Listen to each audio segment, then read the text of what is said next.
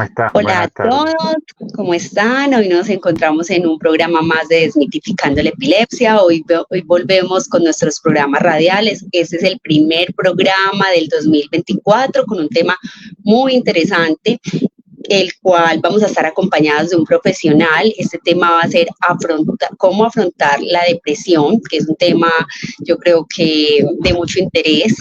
Eh, y para este tema nos va a acompañar el doctor Gabriel Vargas Cuadros. Bienvenido, doctor.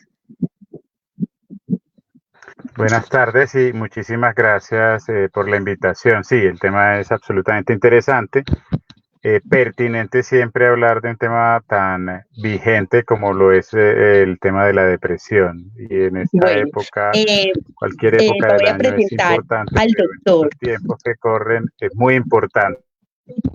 Sí, bueno, el doctor Gabriel Vargas es médico de la Universidad de Antioquia y es especialista en psiquiatría y magíster en intervención social del conocimiento, ¿cierto? Y bueno, ya con todo este bagaje, yo creo que sería muy importante como empezar por lo básico, doctor, ¿cierto?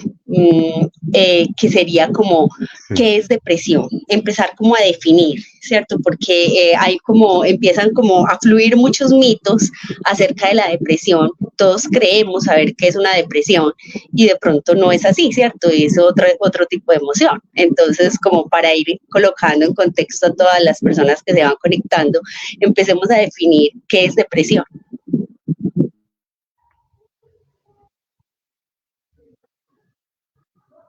Bueno, yo creería que de pronto o sea, en un resumen puede uno resumir en que la depresión es una especie de enfermedad. Eso es un resumen muy sencillo, ¿cierto? Pero podemos de pronto contextualizar un poco y es que el cerebro como órgano del cuerpo es el órgano que regula todas las funciones del cuerpo, ¿sí? Y fíjense cómo el órgano del cerebro es estudiado al menos por 3 especialidades médicas y son las 3 especialidades que le dedican muchísimo más tiempo al estudio del cerebro. ¿Por qué ocurre esto? Porque el cerebro es precisamente uno de los órganos que más requiere especialización, funciones, y una de ellas es el control de las emociones y de los pensamientos. Entonces, esas emociones y esos pensamientos, en este caso, de la emoción que estamos hablando es la tristeza. La tristeza es una emoción común, es una emoción que todos hemos sentido cuando una situación negativa ocurre en la vida. Sin embargo, cuando esa emoción negativa se perpetúa en el tiempo o el cerebro por algunos factores biológicos, psicológicos o temporales, aprende a funcionar de manera depresiva permanentemente. Eso es a lo que nosotros llamamos depresión, ¿sí? De cierto modo, el cerebro, vamos a entender que es un órgano, el único órgano del cuerpo que con el paso del tiempo es capaz de aprender. Ese es el único órgano que a cualquier momento de la vida uno es capaz, si lo entrena, de enseñarle cosas nuevas. Uno, por mucho que se entrene, nunca va a tener la capacidad que va a tener físicamente a los 18 o 25 años. Pero el cerebro sí es capaz de aprender a los 50 años lo que también es capaz de aprender a los 18 años. ¿Sí? Esa capacidad del cerebro nosotros la llamamos neuroplasticidad. ¿Sí? Y eso es un arma de doble filo, porque eso explica funciones tan bonitas como el aprendizaje. ¿Sí? Yo a los 50 años puedo aprender a tocar piano, ¿sí? Sin haber aprendido nunca a tocar piano, pero también puedo volverme adicto a alguna sustancia psicoactiva sin haber tocado ninguna sustancia psicoactiva. Entonces el cerebro es capaz de aprender cosas nuevas y repetir cosas nuevas, pero él no es capaz de distinguir qué le conviene a la persona o no. Entonces, cuando una emoción como la tristeza o el miedo son de una intensidad muy fuerte por la razón que sea o duran mucho en el tiempo, el cerebro aprende a repetir esa emoción de manera permanente o de cierto modo a vivir con tristeza, y eso se convierte en una depresión. A pesar que la persona haya salido de la situación la separación de pareja, o la pérdida de un familiar cercano, o la pérdida del trabajo, y ya quiera pasar, digamos, a una nueva etapa de la vida sin tristeza, el cerebro ya quedó como con esa impronta y dice, no, hay que seguir estando tristes, tristes, tristes, y aunque él ya quiera, no es capaz de salir de esa tristeza. Entonces, craso error cuando uno le dice a una persona con una depresión, ponga de su parte, usted lo tiene todo. Pues es que él no quiere estar así, pero el cerebro aprendió a trabajar así. Y es en ese momento en que esa tristeza que pudo iniciar por un evento que a cualquiera hubiera entristecido, se convierte en una depresión. El cerebro cambió y ya, aunque la persona quiera poner de su parte, aunque la situación haya cambiado, la mente, las emociones no son capaces de cambiar y eso lo convierte en una especie de enfermedad muy particular y para ese tipo de enfermedad que nos especializamos los médicos en el área de psiquiatría. Eso, digamos, sería como una contextualización un poquito más clara de lo que es la depresión. Es una enfermedad en la cual unas emociones que pudieron aparecer por situaciones normales de la vida se sostienen en el tiempo y cambian la biología normal del cerebro, llevando a la persona a una emoción permanente de tristeza y apagamiento vital desde el cerebro y que afecta todo el cuerpo, con todo lo que lleva la tristeza. Pérdida del sueño, pérdida del apetito, pérdida de la energía, pérdida de la actividad, pérdida de las ganas de hacer las cosas, hasta llegar a lo más grave que es pensar en quitarse la vida. Muy bien. Bueno, ya como con esta definición vamos a contarles a las personas cuáles son esas causas que tiene, ¿cierto? Las causas que llevan a una persona a, a llegar a esto y esos síntomas que también debemos saber para uno tener en cuenta, o sea, qué es lo que siente esa persona para uno estar alerta, porque obviamente sabemos que la depresión puede llegar en cualquier persona, incluso en niños, y de acá nos ven muchos cuidadores, entonces también es importante pues como estos signos de alerta. Bueno, mira, las causas de la depresión, no hay una causa única, ¿cierto? En general, hay primero una predisposición biológica, ¿cierto? En general hay una parte biológica que viene como de manera hereditaria, ¿sí? Una misma situación, que te digo, un evento traumático, una situación, pongamos en Colombia, hubo un secuestro masivo, hubo una masacre y hay varios afectados, pero entonces el señor de una familia quedó muy deprimido, el de otra familia quedó como muy ansioso, el de otra familia pues quedó como inquieto unos días, pero se recuperó rápido. Eso es como la predisposición individual a manejar las situaciones de cierta manera. Entonces, esa parte es una parte como muy genética, hereditaria de cada persona. Es, de hecho, la menos importante para una depresión. Una segunda parte tiene que ver con el aspecto de la crianza y el aspecto psicológico, ¿cierto? O sea, es mucho más importante el aspecto como familiar, el aspecto de acompañamiento, el aspecto de crianza, todo el acompañamiento y todo el entorno familiar, social y cultural en que se haya criado las personas. Hoy en día, digamos, somos un poquito más, en la familia se tiene un poquito más como el rol, el acompañamiento como a la crianza de los niños, el rol como más vinculante de los padres en la crianza de los niños, ¿sí? Ya hay un poco más de vinculación y de comprensión de que los niños pueden expresar un poco más las emociones, todo eso, entonces en eso hemos avanzado bastante. Las situaciones o eventos o situaciones estresantes claramente son disparadores de las depresiones, ¿sí? Entonces, eventos multicausales. Hay eventos genéticos, eventos culturales, situaciones familiares, eventos estresantes. Todos esos se juntan en un momento y pueden llevar a una depresión generalmente.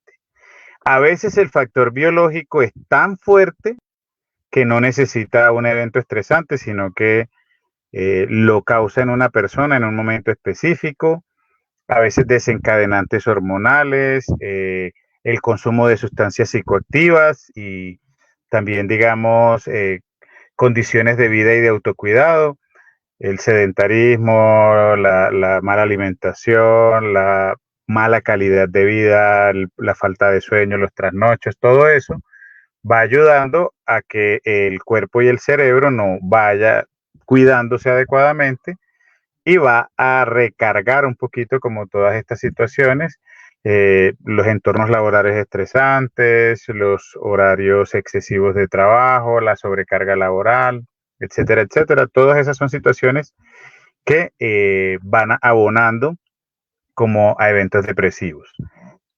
En cuanto a hablar de síntomas, ¿qué tenemos? Que en los niños menores de 12 años, las depresiones, generalmente el desencadenante no es biológico, ¿cierto? Como estos niños, el cerebro todavía está creciendo, el factor biológico aquí no influye. Sí, en estos niños, cuando se deprimen, porque si se deprimen, la causa de la depresión es muy en relación a una situación o un evento. Entonces, ellos responden con tristeza excesiva o con depresión a un evento. Generalmente, de los principales desencadenantes de depresión en los niños son situaciones entre los papás, separaciones entre los padres, discusiones entre los padres o eventos estresantes que para ellos resulten eventos estresantes. Y esto es muy importante para los cuidadores, ¿sí? Porque a veces para el niño un evento estresante es se le perdió la muñeca favorita, ¿cierto? O el muñeco favorito. O se le murió la mascota. Entonces, el papá dice, ¿qué le pasó? Que se murió el perro chandoso ese. Yo no entiendo qué le pasó al niño. ¿Cómo que no le entiendo? Si eso es la mascota, eso es media vida de un niño, ¿sí? O se perdió la muñequita y el niño no quiere hablar y eso es algo, eso es media vida de un niño, ¿sí? Para el niño que se le pierda el muñeco favorito es como para a un papá que se le muera el hijo. O sea, es una situación así de estresante para él. Entonces no podemos calificar en el niño la pérdida como si fuera para un adulto, porque para ellos las pérdidas son mucho más significativas.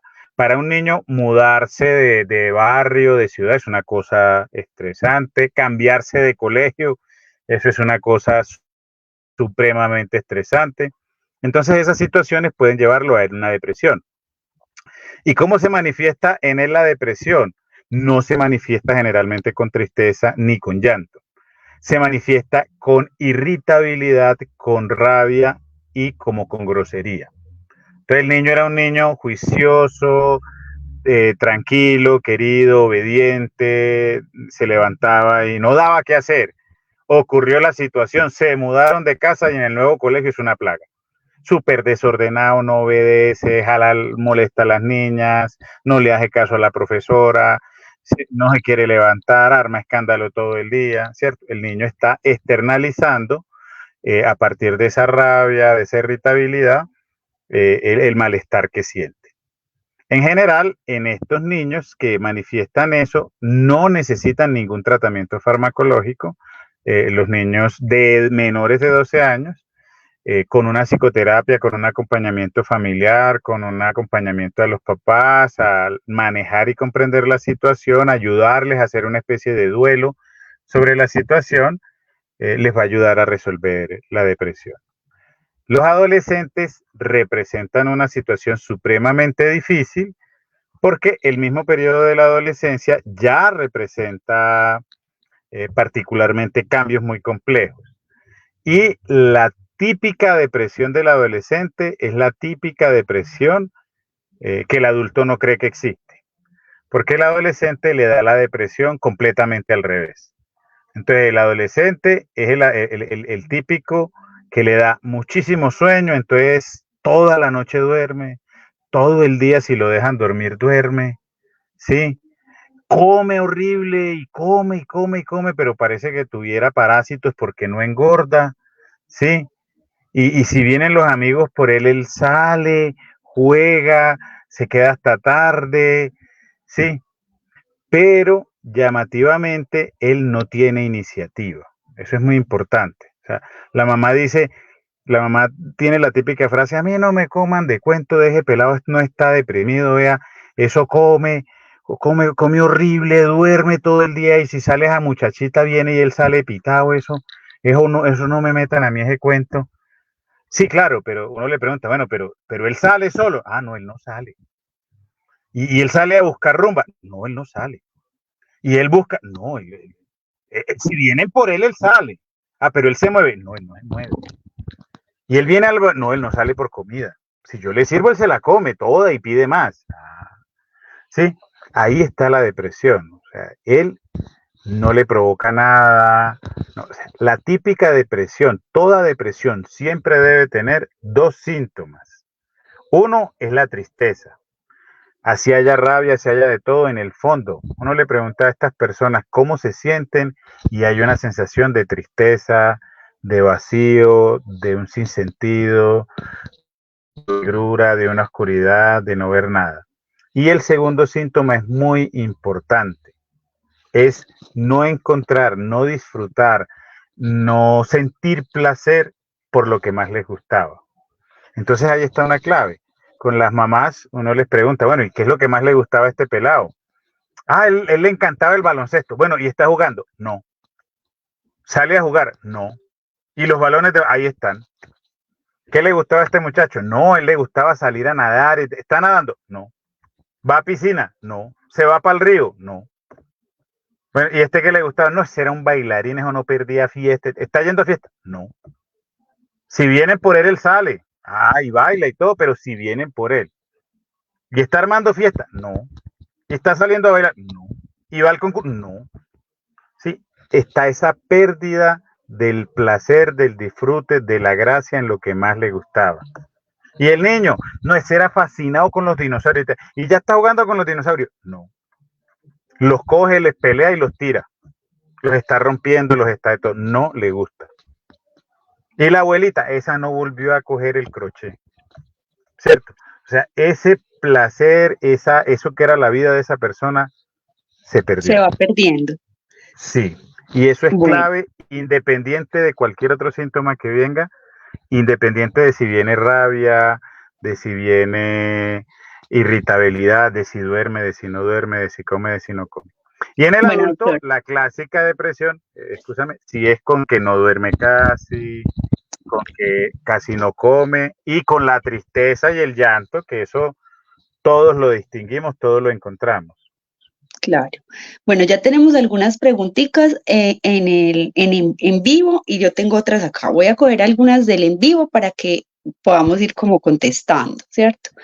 Sí, sí. Por acá nos preguntan que si, buenas noches, Juliana dice, buenas noches, ¿la depresión puede ser genética? Es decir, mi abuela, mamá, hermana son depresivos, ¿puedo llegar a hacerlo yo? Pues me imagino que está como en lo que habíamos hablado. Sí, pero sin embargo es mucho más fuerte que lo genético, es más fuerte el ambiente y la crianza. Ahí porque es importante la parte y las hipótesis nos sugieren que es de mayor peso lo genético, lo ambiental. ¿Por qué? Porque si mi mamá y mi abuela genéticamente tenían depresión, mientras yo me crié también las vi depresivas. Y como ellas son mi modelo de crianza, yo las vi siempre encerradas, llorando, que no les provocaba Triste. nada, tristes, que se irritaban, que decían que la vida no valía nada, que se disgustaban con el trabajo, que no asistían. Entonces eso pega más que la misma parte genética, ¿cierto? Oh, Mientras que si por el contrario, el ejemplo que veían era que a pesar de eso se levantaban, se sonreían, buscaban, ¿cierto? Alternativas, posibilidades, salían a caminar, vamos a montar en cicla, vamos a buscar posibilidades, eso también empuja muchísimo más, contrarresta. bueno, por acá nos hacen, bueno, muchos de los, digamos, las personas que nos siguen son pacientes con epilepsia y uno de ellos dice que cuando pues, le da una crisis, ¿cierto? entra como en esa tristeza, ¿cierto? ¿Cómo va conectada, por ejemplo, esa depresión que le da a uno después de una crisis convulsiva? ¿Cierto? Que obviamente sabemos que nos puede dar en diferentes espacios, o en público, o en un salón, así sea solos, pero entra como esa tristeza que está allí. Entonces él dice que cuando a uno le da un ataque, ¿cierto? Se da cuenta que le da una crisis, uno se, uno se pone como triste, ¿cierto? O sea que sí hay una conexión, o sea, de haber una conexión sí la hay. Sí, sí y no. Mira que paradójicamente, ahí de hecho la respuesta tiene también sus aristas, porque curiosamente el tratamiento, digamos, más eficaz para una depresión así fuerte es la terapia electroconvulsiva, o sea, lo que la gente comúnmente llama electroshocks. Y los electroshocks técnicamente es poner a las personas a convulsionar, meterle electricidad al cerebro, ¿sí? Y es terapia en pacientes muy graves. Por ejemplo, una embarazada que entró en una depresión y que en una depresión muy severa y que está pensando en hacerse daño y hacerse daño con el bebé, Uh -huh. hay que meterle electroshocks, porque el efecto de los medicamentos puede demorar hasta 2 o 3 meses para hacer efecto, pero el electroshock la mejora al otro día. Entonces, Okay. la convulsión como tal, biológicamente, mejora rápido la depresión. Sin embargo, lo que él dice, convulsionar como enfermedad, está visto con un estigma, con un señalamiento y socialmente hace que la persona obviamente se sienta mal y si fue en público y sí, y la persona medio se despierta de ese evento convulsivo, obviamente ve las caras de los demás y los demás lo ven como un bicho raro, como una cosa extraña y obviamente eso genera un golpe en la autoestima, una sensación de señalamiento, de exclusión, que golpea negativamente esa autoestima y genera tristeza por otro lado, ¿cierto? Sí. ¿En quiénes son más susceptibles la depresión? ¿En hombres o en mujeres o el género no tiene nada que ver? La depresión como tal es muy similar en los dos, ¿cierto? Ahí es bastante similar. La ansiedad, sí, definitivamente es un poco más frecuente, no, es 4 veces más frecuente en mujeres, sí. Pero la depresión como tal sí tiende a ser muy similar en los dos géneros. Hay una ligera superioridad, pero no es nada significativo, es muy ¿Y hay similar en los dos. algunos rangos de edad en los que se presenta más la depresión que ustedes hayan detectado? En Colombia el promedio de edad suele ser 25 años, pero tiende a ser más una edad media, o sea, de un adulto de tipo. Claro que esa edad viene bajando cada vez más. Era típicamente un adulto entre 30 y 40 años, pero viene bajando cada vez más.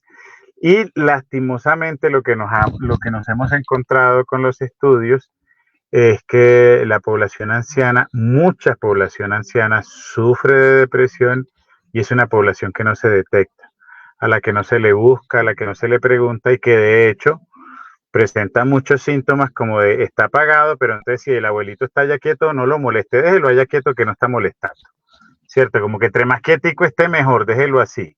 Pero muchos abuelitos tienen depresión y nadie se ha dado cuenta siquiera que están con ese padecimiento. Pero suele ser un poquito más de adultos, edad entre 25 y 35 años en promedio. Por acá hacen una pregunta que es, si yo tengo una depresión mal cuidada, ella puede conllevar a una persona con demencia. Esa pregunta es muy interesante. Mira, hoy en día es raro, o sea, es raro. Pero antes de los antidepresivos, la primera causa de demencia era la depresión. Porque Okay. la depresión como tal es una enfermedad progresiva. O sea, si una depresión no se trata, avanza y avanza y avanza. Entonces la persona se va apagando, se va apagando, se va apagando hasta que el final, pero el final, digamos, con los años, estamos hablando de que tiene que ser muy mal cuidada, y muy mal cuidada es 20, 30 años en que no le den nada para la depresión. Pero antes de los antidepresivos, esa era la primera causa de depresión, y lo curioso es que digamos, los mendigos antiguos observaban mucho y se daban cuenta que había, digamos, dos sustancias que ayudaban como a mejorar o a generar un poco de alegría.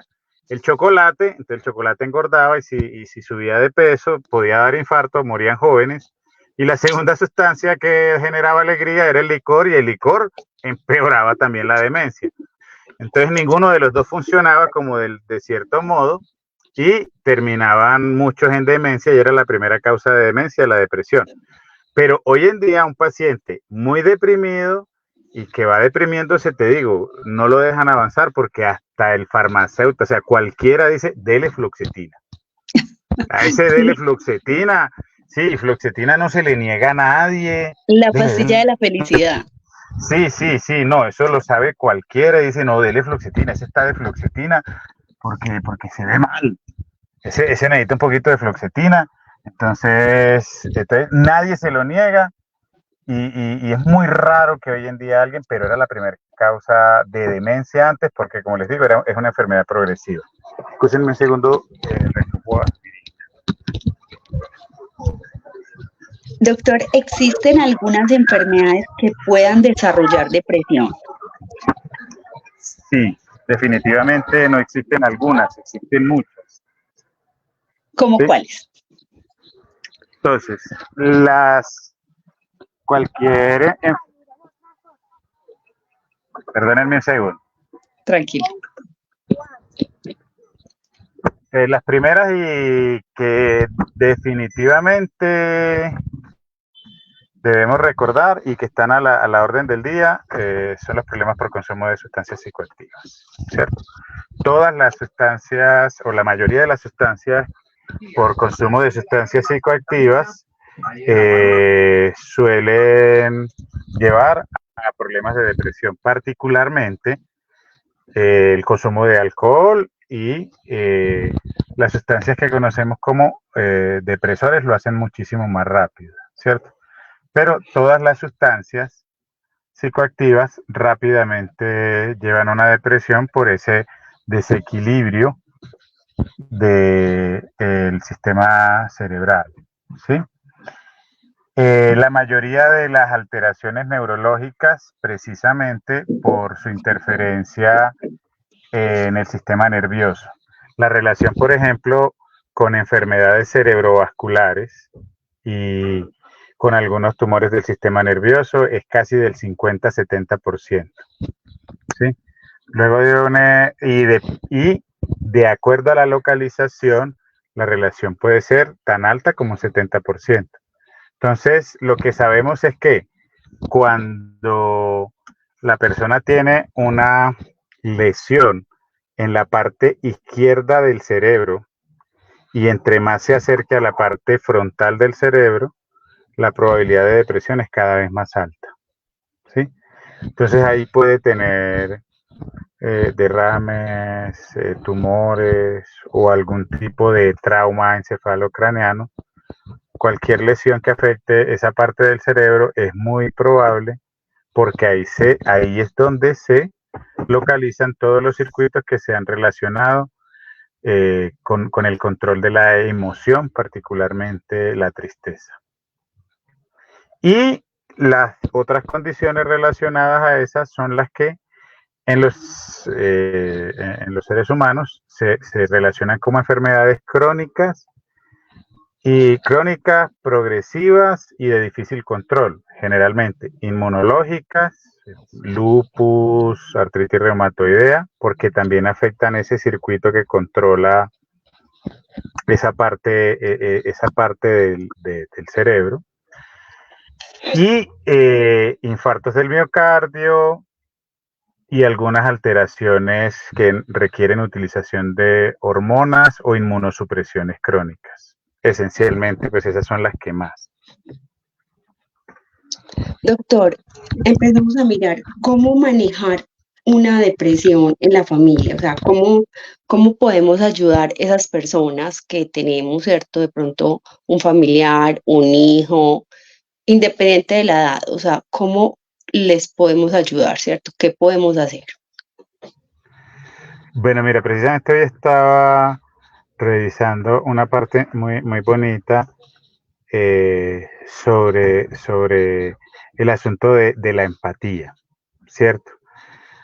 Y un par de docentes, no, digo yo, de maestros de la psiquiatría y de la salud mental de larga data, observaban que el acercamiento a este tipo de personas, los profesionales en general, y en general te digo, digamos, de medicina y de todo eso, y los profesionales de salud mental en particular, nos hemos acercado a estas personas con vergüenza y culpa, y que el acercamiento debe ser empático, porque son personas, y ojalá escuchen mucho esto los que estén ahí, sufriendo, sufriendo, porque su propia mente les está diciendo algo que no es verdad. ¿Sí? Piensen y cada uno pues, nos escucha, imagínense el peor sufrimiento del mundo, el peor dolor del mundo, y a ese peor dolor del mundo multiplíquenlo por 1000. Y eso es apenas, qué sé yo, un segundo de lo que sufren estas personas. Y ellos lo sufren 60 segundos por minuto, 60 minutos por hora, 24 horas por día, 7 días a la semana. Y está dentro de su propia mente. Lo lleva hasta tal punto en que sienten que todo lo que ha construido en su vida, cada uno piense la edad que tiene, si tiene 18 años, 20 años, 30 años, y piense que su vida, sus 30 años de vida, todo ha sido una mentira. Que lo que están sintiendo les hace ver que toda la vida que tienen hasta ese momento es absolutamente una mentira. Una emoción de ese tipo, bueno, y es una mentira dolorosa. Entonces, si una emoción les hace sentir eso, eso es como vivir en un infierno, ¿cierto? Y eso es algo por lo que no se puede sentir ni culpa ni vergüenza. Se debe sentir algo como de empatía, ¿cierto? Esa persona está sufriendo muchísimo. Sí, se debe sentir una empatía respetuosa, compasiva y se debe acercar con respeto porque ha podido soportar eso, ¿sí? Y lo está soportando y casi que cada segundo y cada minuto de los que vive cada día los está soportando, ¿sí? Está cargando ese gran peso y ese gran dolor con mucho valor y eso hay que respetárselo bastante. Entonces, Claro. entendiendo un poco eso, uno se puede acercar, no negativamente, no devaluativamente, sino comprensivamente, escucharlos y ya. Solo con esa actitud, con una actitud, digamos, empática y respetuosa, entendiendo eso, es más fácil sentarse a escucharlos y tratar de comprender porque ellos no son capaces de comprenderse a sí mismos. De hecho, ellos se ven como unos culpables, como si... miren, ellos se sienten siendo el católico más fervoroso del mundo, el ultracatólico, más católico que el propio Papa, se sienten como si ellos hubieran clavado a Jesucristo en la cruz. Así se sentirían. ¿Sí? Entonces, y sin haber hecho eso, ¿cierto? Entonces, esas personas, con hablar de lo que sienten, se sienten tranquilos. Con sentirse escuchados, se sienten tranquilos. Y eso es más que suficiente para empezar a darles posibilidades, respiros y un poquito de tranquilidad a ese día a día. ¿Sí? Doctor, ¿cómo generamos hábitos, cierto? Digamos que una persona pues, común y corriente, pero más, por ejemplo, en una persona que tenga tendencia, ¿cierto?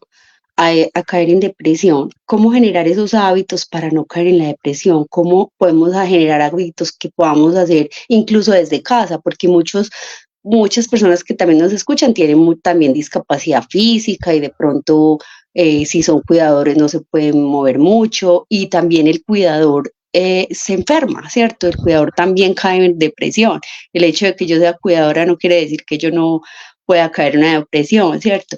Entonces, ¿qué podemos hacer para mejorar, ¿cierto? Como la vida de esa persona que yo cuido en un caso, ¿cierto? Y en caso de ser de cuidadora y yo ya siento que esto me está afectando, ¿cómo hago?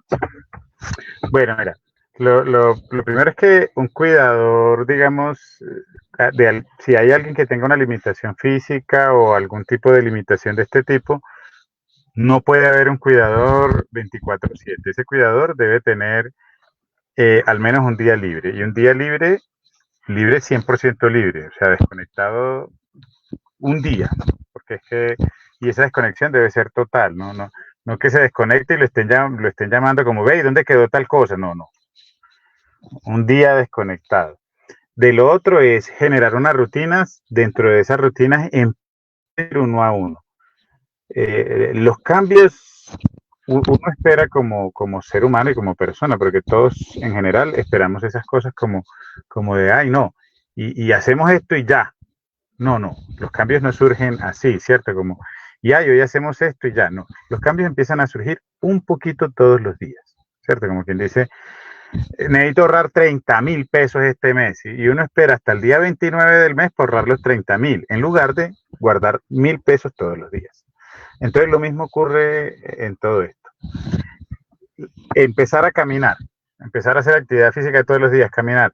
No es que no puede caminar, empiece todos los días entonces, al lado de la cama, levantándose y levantando los pies 5 minutos. Todos los días 5 minutos así, ya, levantándose ahí. Cuando lo pueda hacer todos los días 5 minutos, una semana, empieza 5 minutos en la mañana, 5 en la tarde. A la siguiente semana ya lo hace, entonces 5 minutos 3 veces al día. Ah, no, pero es que él puede hacer más que eso, entonces camínelo de la cama a la sala. ¿Cierto? 5 minutos cada semana y lo va aumentando. ¿Cierto? Aumentarse ese tipo de ejercicios pequeños, 5 minutos. Y empezar con una actividad. Y que sean como las 3, 4 grandes reglas de la vida. La actividad física, mínimo caminar, empezar con 5 minutos. La alimentación, recordar siempre, son 3 comidas principales, 3 algo. De tal manera que cada 3 horas el cuerpo se esté alimentando. ¿Eso qué hace? Que el metabolismo permanezca, digamos, como en una línea y no tenga picos. Esos picos favorecen esas bajaditas, la depresión, esas subiditas, unos picos que vienen con bajaditas. Entonces la gente me dice, no, pero es que entonces me engordo. No, es que los algos pueden ser, generalmente deberían ser frutas o deberían ser, o deberían no ser nada de carbohidratos, o sea, que no sean ni harinas ni azúcares. Ya vamos bien ahí. ¿Sí? El sueño, el mejor alimento, el alimento del cerebro es el sueño. Y el sueño va a depender de qué tanta actividad tenga el cerebro. Y el cerebro tiene más actividad a menos edad. ¿Sí? Entonces, un niño de menos de 10 años, 10 horas. Un adolescente, más o menos 9 horas. Un adulto, más o menos 8 horas en la noche. Un anciano, más o menos 7, 6 horas en la noche seguido. Ese cuento que le echan a uno, no, yo duermo 4 horas y estoy bien, ese cerebro está más endeudado. ¿Sí? Y buenos hábitos de dormir. Eso de que uno se va a dormir con la tablet, con el celular, eso sí es que es el peor hábito. Peor hábito que tener televisor en la pieza, no hay. Sí, y yo dejo el televisor prendido con el temporizador, horrible para dañarle a uno el sueño, ¿cierto? Entonces, ojalá ninguna pieza tuviera televisor, porque eso es estas pantallas nuevas, televisor, computador, tablet, generan iluminación que el cerebro interpreta como sol. Entonces quita el sueño natural que puede generar el cerebro, y por eso hay muchas alteraciones del sueño hoy en día. Entonces uno debería apagar estas pantallas 1 a 2 horas antes de acostarse a dormir. ¿cierto? Y uno tiene como esos hábitos grandes generales y puede empezar a tener una mejor como calidad. Y el cuarto que yo le sumaría sería, que se ha puesto muy de moda y que ojalá todos pudieran practicar eso, se llama mindfulness o meditación. Que esencialmente mindfulness y meditación es sentarse a no hacer nada. Pero ¿cómo así? Eso es súper difícil, porque el mindfulness o la meditación es a los pensamientos y las emociones lo que el ejercicio es al cuerpo. Es un entrenamiento. Y es un entrenamiento tan complicado como uno querer salir, después de ser un sedentario, a querer salir a trotar 2 kilómetros. Uno a la primera cuadra ya está cansado. Entonces, hacer meditación, sentarse a no pensar en nada y a respirar, es súper complicado, 5 minutos. Entonces, es un entrenamiento que va a resultar muy difícil y que uno, claro, si uno no entiende eso, a los primeros 2 días dice, yo para esto no sirvo. No, yo esto no, porque es entrenamiento, claro que va a ser difícil. El primer mes va a estar muy complicado y uno va a decir, no, yo y empieza uno a pensar, no, y el trabajo, la casa, no, no, que estoy respirando, no, la casa, no, es verdad que estoy respirando, casi que todo un mes. Pero después del mes, el cerebro se va concentrando, de tal manera que ese entrenamiento, con el paso del tiempo, se va automatizando a cualquier momento del día. Uno va en el metro y de pronto ya uno va concentrado. Dice, bien, no estoy distraído. O sea, entender que es entrenamiento, es a las emociones y los pensamientos lo que el ejercicio es al cuerpo. Entonces, que al principio va a ser horrible, que al principio uno no va a ser capaz de concentrarse, que al principio uno va a pensar de todo, en política, en Ucrania, en la guerra, en el ministro, va a pensar uno en todo, menos en que está sentado respirando haciendo meditación. ¿Cierto? Pero que es la repetición y es la práctica, y solo 5 o 10 minutos todos los días. Pero que a partir de repetir y repetir, 5 minutos de caminar al día, si no, verificar que coma 6 veces al día mis 3 alimentos principales, mis 3 algo. Preocupar de hacerme una rutina de sueño, que el cerebro diga, me estoy apagando y en 1 hora tengo que estarme durmiendo, y meditar otros 5 minutos. Con eso empiezo a cuidar mi cerebro y a cuidarme no solo para no tener depresión, sino para tener un bienestar y una vida mental más sana. Ay, doctor, muchas gracias. Acá también puede funcionar el yoga, ¿cierto? Que muchas personas, pues, digamos que tenemos como esa inclinación por ese tipo de terapias que también son válidas, ¿cierto? Y yo creo que ahora están como muy de moda. Ellas han existido toda la vida, yo creo, sino que es que ahora hay como más conciencia, pues, como de todo esto. Y pues obviamente este tema es muy interesante, pero el tiempo se nos agota y para esto necesitaremos otra sesión. Queríamos pues como darle las gracias por estos tips, porque yo sé que esto es corto para toda la información que usted tiene, pero queríamos contestar pues, las preguntas que nos hicieron, darle las gracias por el espacio que nos brindó.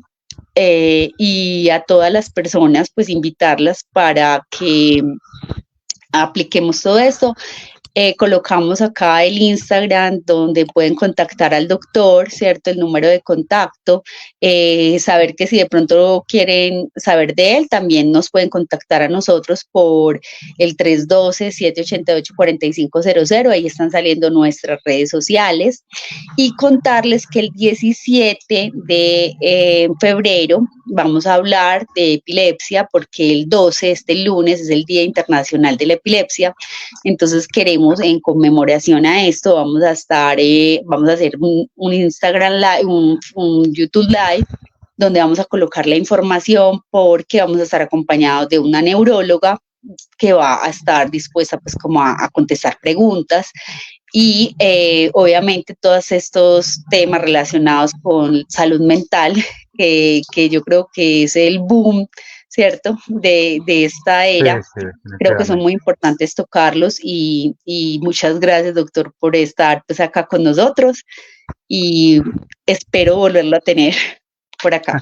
No, muchísimas gracias a ti. No, y el yoga, para darte adicionalmente, no, el yoga es la forma física de lograr más rápidamente ese estado meditativo. Es más rápido, es más rápido, pero son posiciones, digamos, físicas favorables para lograr esa concentración. Muy, muy, el que le guste. Lo que pasa es que yo no soy capaz de estirarme ya.